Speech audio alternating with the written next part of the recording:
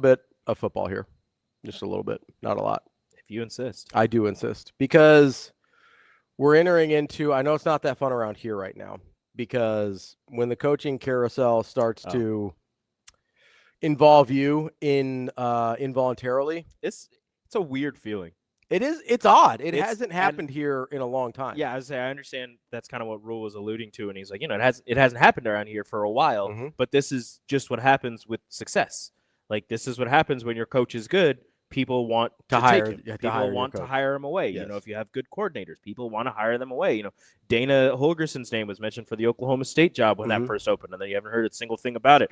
I'm sure if the defense keeps going the way that it's going, John Butler's name, maybe not this year, maybe next year, will get mentioned in whispers for head coaching jobs or for defensive coordinator jobs at bigger schools. Well, honestly, not even that. I'm guessing it would be NFL. Like if he shows that he's done, because he's got such a deep NFL background, if he shows he does a really good job calling a defense, I think that would be the next natural step for Butler is go back to the NFL, because that's why he came. That's why he left Buffalo, is because he wanted that defensive coordinator job. They gave it to somebody else, and so that's why he left Buffalo, was because he didn't want to continue doing that. So I do wonder if there's a part of him that would go back to the NFL. But again, it would only be for a defensive coordinator spot, though. Like, it wouldn't be for another secondary spot or another position. Like, it would be for a defensive coordinator spot. But if those don't open up, I could see him staying here and being the defensive coordinator for as long as they're letting him be the defensive coordinator until probably that NFL job opens up. Now that you say that, I don't think that another collegiate defensive coordinator job would really be for him. I don't know where he's from. I don't know, and he's from Philly, I think. Yeah, unless he's gonna go to Penn State. But if the Eagles were like, "Hey, we need you as a defensive coordinator," he probably takes that job. Which is, I understand. But the point is, I don't see them getting rid of their D coordinator anytime soon. Nebraska hasn't had this situation where somebody actually wants your coaches, right? Like, nobody's trying to hire Scott Frost. Well, obviously I was going to go further. No, nobody really was going to hire Pelini. Well, they took his brother away. So Pelini is the last one that this happened with. There were a couple times, and I know Miami was one of them, because people would sort of make fun of that. People would sort of make fun of him because his name would come up and he would leverage it into an extension or do a raise or something. But so his name came up with Miami, and I think that would have been maybe the Randy Shannon hire. I'm trying to remember the time frame of Miami coaches, but it was while he was here at Nebraska. And then briefly when Jim Tressel got fired at I do remember that. Ohio State, they're like, "Oh, Bo Pelini, he's an alum. He's doing well at Nebraska." And then Ohio State was like, "We're going to swing bigger than that." And they did, and they got Urban Meyer. But the one that I think they messed up. The one that I think was the realest was Pelini to Miami. I think there was some level of teeth there in that one. But the one that comes to mind for me in terms of this area is there's been two relatively recently, both with Greg McDermott. And it's because Creighton's been winning at a high level. Yes. Several years ago, he had the Ohio State offer. When they ended up hiring Chris Holtmann, he had that offer. I was working for a Creighton website at the time. I had the story written. Everybody thought he was gone. Yeah. And that was not speculate. Right now, we're just dealing with speculation and he's a Penn State alum. That makes sense. There are whispers.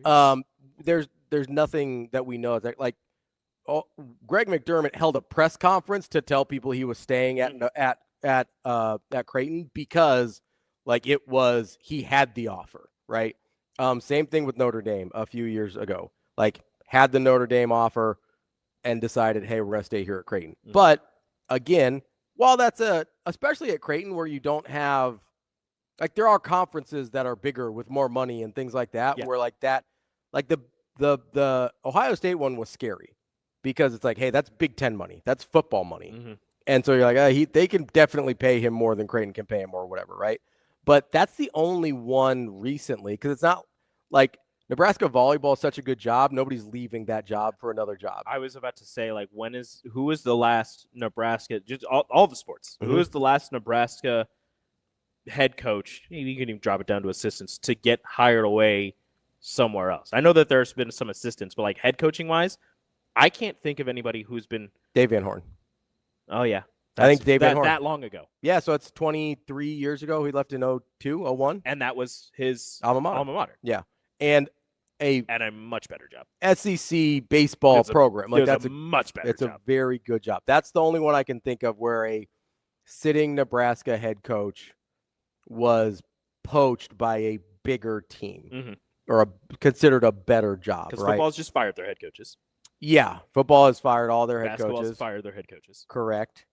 Women's basketball fired their head coach. Yeah.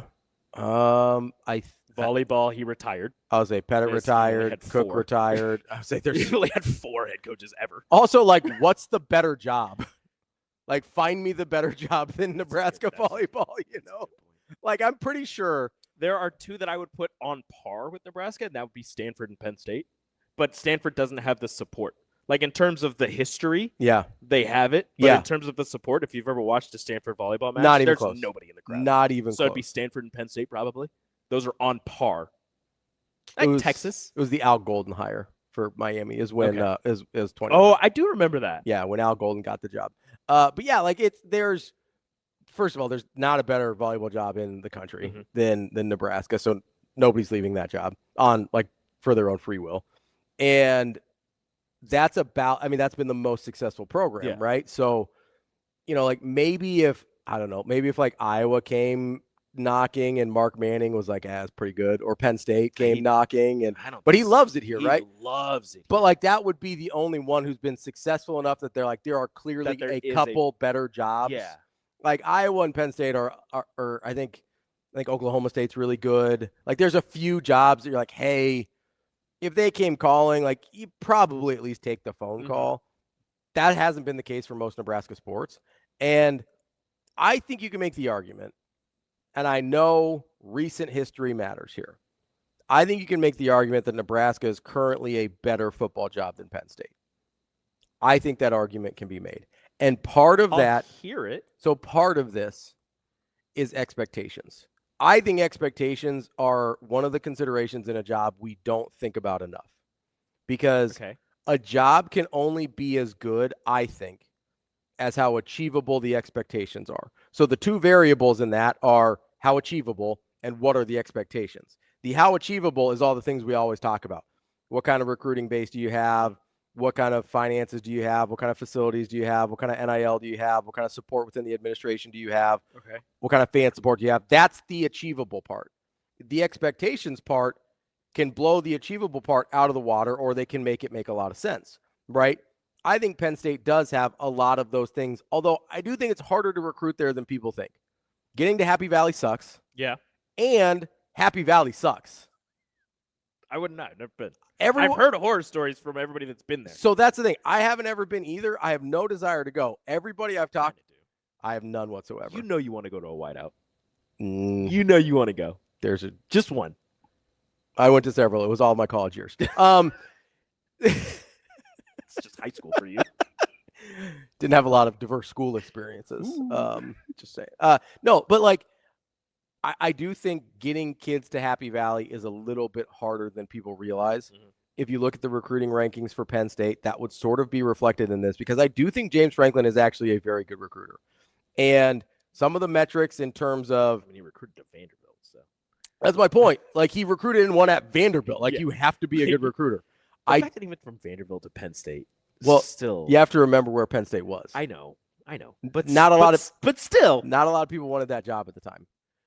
I don't know if you remember. Yeah. That was a thing. They had some stuff going on. That was a thing that happened. But I do think it's a little bit harder to recruit there than people realize, and the historic recruiting rankings would reflect that. Okay. The other part is, I think the expectations, and we just saw this with the James Franklin thing. I knew they were frustrated with James Franklin for not having been able to break through.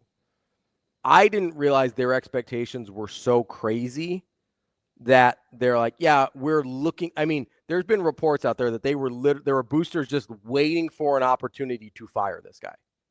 Like, that's the report, is that boosters were sort of like laying in the cut, waiting. That's why it didn't happen to the end of the season, because there was enough vitriol for him in this exact moment. Because if he would have won out, if he turns it around, it goes, have been able to fire him. Exactly. If he turns around and goes like 9-3, yeah. This is the same thing. We saw this with Pelini a couple times, where they would start a little slow and they would win out and they'd win 9 games. You're like, well, can't get rid of him now. Yeah. Because there was a contingent of people that wanted to get rid of Bo. And so, like, I didn't realize the expectations were so outlandishly high at Penn State. Like, I would not, before this all happened, I wouldn't have put them in the category of a Texas A&M or an Ole Miss or an Auburn, where they're way out over their skis and who they think they are. This last week, it's a weird combination of teams. I was very confused about where you were going. But I'm right. Like, those are exactly when you said it. Yeah, those are exactly the teams you think of where you're like, hey, Texas A&M, that's not you, bud. You're not. You're not national championship. Texas, it's always, you look like it every year. You build a roster that looks national championship-esque, but you never do it. And I need you to realize that if you can't do it with your $100,000 million roster, it's probably not going to happen, especially with Tim Elko as, no offense to Mike Elko. Sorry. See, I'm sorry. I apologize, Mike. I'm sorry. Especially with Mike Elko as your head coach. Listen, Mike Elko might be the next head coach at Penn State. We don't know. Okay, they'll be in the same spot they've been in. They will be probably in the exact same spot they've been in, and it's harder to recruit there. But my point is, like, you're always these schools always are wanting to believe there's something else, right? Yeah. Texas A&M wants to believe they're as good as Texas, right? Mm-hmm. Ole Miss tends to think they're as good as Bama and Georgia, right? Auburn thinks they're as good as Bama. Penn State thinks they're as good as Ohio State. They're not. Can I make people hate me for a second? Go for it. Why isn't Nebraska in that category? With how Nebraska has been for the last 25 years and where they've been as a program, how are their expectations not in front of their skis in thinking that they're, national championship caliber or getting to national? Penn State has been closer to national championships than Nebraska has been. Have you actually ever heard anyone who's not being like actually inside the program? No, I mean in just fans who are not drunk or just being facetious and sarcastic. Realistic. When's the last time you heard a Nebraska fan realistically talk about a national championship? It's been a while. So that's my point. Yeah. Like, Nebraska's expectations now have been like Big 10 championship or just 10 wins or just bowl game. It was bowl game for a while, then you got the bowl game. Now it's but eventually better than that. Right. So that's what I mean. Yeah. Like, the expectation this year is just, I think if you got to 8 wins, most people would be pretty happy. Now, they've started 5-1, so but like before the season. Yeah, no. If you go before the season, most people like 8 or 9 wins will be thrilled. Yeah. 8 or 9 wins will be thrilled. Last year, it was like, hey, can we just make a bowl game, please? That'd be super. And then you did it. This year, like, listen, they want progress for sure. And there will be a point where Nebraska will say, hey, we want to be nationally relevant again. And I think that's realistic for Nebraska, because nationally relevant to me is where Penn State is right now. Mm-hmm. Nebraska can get to where Penn State is right now, I think, without stretching too much, because you go, okay. I mean, they've been a step lower than where Penn State is right now. They were there with Pelini. Yeah, but they weren't nationally relevant. Like, with Pelini, I think they were national. They were in the top 25 most years. They were, but here's the difference. And this isn't Pelini's fault. There was no 12 or soon-to-be 16-team playoff. If you're in a 12 or 16-team playoff with what Pelini was doing, that probably buys him a lot of extra time. Because you'd be in the playoff several times under Pelini, I would think. They would have been in the playoff more often than not under Pelini. I think it not more often than not, because they were 9-3 a lot going into the end, and that doesn't get you in a lot. Like, it gets you in some years. Yeah. Historically, it would have. So I think he can do that. I think like half the time. It would have been a few times. Yeah, there would have been a few times under Pelini's era that now 16, they would have been in more often than not. 12, it's probably a little less than 50%. Yeah. Right? So you sit here and go, okay, if Pelini's consistently making college football playoff, yes, there would be some frustration, especially if they're getting blown out once they get there in the first round every year. Mm-hmm. Right? Then there would be some frustration mount at some point, and you have to say, hey, can we do better than this? We don't know. Like, that's what happened with Solich. I get that. We don't know what that case would be now. But Penn State didn't get blown out in the playoff. They won 2 playoff games last year. Yeah. They won 2 they were in the national semifinal, and they were a play away. they were literally a play away from playing for a national championship instead of Notre Dame. I don't understand it. Right? And so you sit here and you go, okay. And they've been, I've said this a lot, 34 wins in 3 years. 34 wins in the previous 3 years for Penn State. Mm-hmm. It's always one win. It's one game, really, every single year for Penn State. I understand that there's his record against top 25 teams and this and that, but he's also not. He's not getting blown out. No, he's beating the teams he's supposed to beat, which is all anybody asks for from a head coach. Which is and then he's in the games, which is basically everybody but Ohio State. Then he's in the games with higher ranked teams or teams that are closely ranked or close to the same level as them every single time. Like you said, they're not getting blown out under Franklin. No, or they weren't getting blown out under Franklin. So it's just extremely confusing as to why Penn State decided to do that. And I guess you're saying that the boosters, the whispers of trying to get rid of him. That's what the reports That's what the reports are coming out yesterday. Well, to their defense, though, this is the first time they've been there because they've only had how many coaches in the last, 30 years? I mean, they had three. They had four in like a 5-year period. And they haven't. And before that, were they in this situation to where they were winning this many games? So they had a drought. So that's the other thing is under Paterno, they were good at the very end. He won 11, I think it's 11-11. I think it's 11-9, 11, and then he was 8-1 the year he got fired when the Sandusky stuff broke. Mm-hmm. It's something close to that. They had done well late in his tenure before he got fired. There was a pretty big drought before that, but they also had not won. When did he get fired? 2000 and oh, never mind, it's right there. 2011. Yeah, they were 9-4 that year that he got fired. But it was 8-1 when he was 8-1 when they got fired. They went 1-3 down. They were 7-6 the year before, 11-2, 11-2. Yeah, so it's 11-11, 7, and then he was 8-1 the year he got fired. So like they had a little bit of resurgence, but they had a dry spell before that, and they hadn't won. So at that point in 2011, they were 25 years out from their last national title in 1986. So like you sit here and you go, okay. Penn State has not been that program in terms of an Ohio State level program probably since the 80s. Mm-hmm. I think that's fair. Nebraska hasn't been an Ohio State level program since the 90s. That's also fair. But Penn State thinks they are still capable of getting to be a Ohio State level program, and I don't know if that's in the cards for them. That's not to say they can never win a national championship again, but my point is, if you're in a 12 or 16 team playoff and you're in that every year or most years, let's say you're Penn State, you make it 3 out of every 5 years, you're in the college football playoff. That to me, I think is a realistic expectation because if you're in the playoff 60% of the time, you're giving yourself a chance, right? There's some years you'll be better. There's some years you'll be worse, but you're giving yourself a chance. I think if Nebraska gets to the point where they're in the playoff 2 out of every 3 or 2 out of every 5 or 3 out of every 5 years, I think Nebraska would be thrilled. As long as you're not getting blown out when you get there every single year, I think Nebraska would be thrilled, and I think that's a sustainable level for Nebraska. I think Penn State wanted more than that, and I don't know where you go to get it because there's not that there's only one person that you can go to get that. I mean, it's Signetti, and I was going to say Urban Meyer. Well, I think so. Urban Meyer's a good one. It's like a proven track record of taking teams to championships. I think there's a risk in every one of their guys, and I don't even know that they can get all these guys because I don't know if Urban Meyer ever wants to coach again. Yeah, but Urban Meyer is a guy that I had as like a dark horse of maybe you call this guy. Like if you in firing James Franklin, you're pretty much saying it's national championship or bust. Yes, like there's no in between. There's no way around that. Because if you hire somebody and they're worse, you're going to be in the position that Nebraska has been in until Matt Rhule right now. Yeah. Like, you're going to be in a position where you had something that was working, that was doing well, and was probably, fix this, tinker with that, maybe recruit a little better, hire a recruiting coordinator and recruit a little better for Bo Pelini, and maybe you can get some better talent in here. I mean, and all that. Like, you're a couple of things away from being better. Mm-hmm.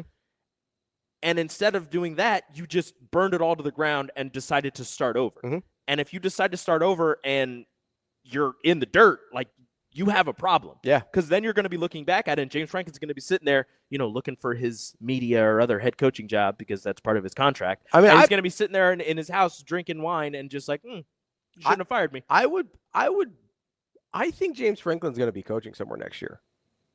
I think he's a head coach somewhere next 100%. year. Like, there's places that are decent jobs in more winnable conferences that I think would be thrilled. And I don't know what it looks like yet, because I think there's going to be, and we can talk about this later, I think there's going to be a ton of dominoes that fall. I mean, apparently Florida's going to fall. It sounds like Florida's going to fall this week, which is terrible timing. How so? Like the announcement. Oh, yeah. Like to just say, like all the breaking news, like, hey, he's probably going to be fired after this game, whether they win or lose. Yeah. Like, what does that do to the team? Yeah. How? If I'm a player on that team, it's like, what? I was like, you think Nebraska might be distracted? What like, the heck? What are we doing here? You're just going to like, if we go out and we blow this team out, and you're just like, yeah, we still don't like him. I think it's kind of messed up too, because, like, let's say I'm DJ Lagway, right? Year's not going great for me. I've been banged up, and I was considering. There was a rumor he was considering redshirting after the 4th game of the season, especially if Napier got fired. And then your administration's like, well, we don't want DJ Lagway to redshirt, so let's keep Napier for a couple extra games, and he can't redshirt anymore after his 4. Like, I'm not saying that's what happened, but it's pretty messed up. Just enter the portal. Like, it's pretty messed up. You can, but he still lost the year. I know. That's the problem. Is he like, it was about sucks saving the year versus losing the year. That's pretty messed up. Regardless of how you feel about the kid or any of the kids on that roster, which is something I feel bad for Penn State and now probably Florida, for really any of the teams that their coaches have been fired. The seniors that decided to stick around if they had a chance to go on and be pro or do, start their lives. Drew Aller? Like, you decided to come back for one more year. Like Drew Aller? Done. Drew Aller, season-ending injury. I feel terrible for him. And loses his coach, and definitely would have been a first-round pick last year. I'm just throwing something out there before we get to Michael Rose-Ivy. James Franklin at Florida State. Just chew on that for a second.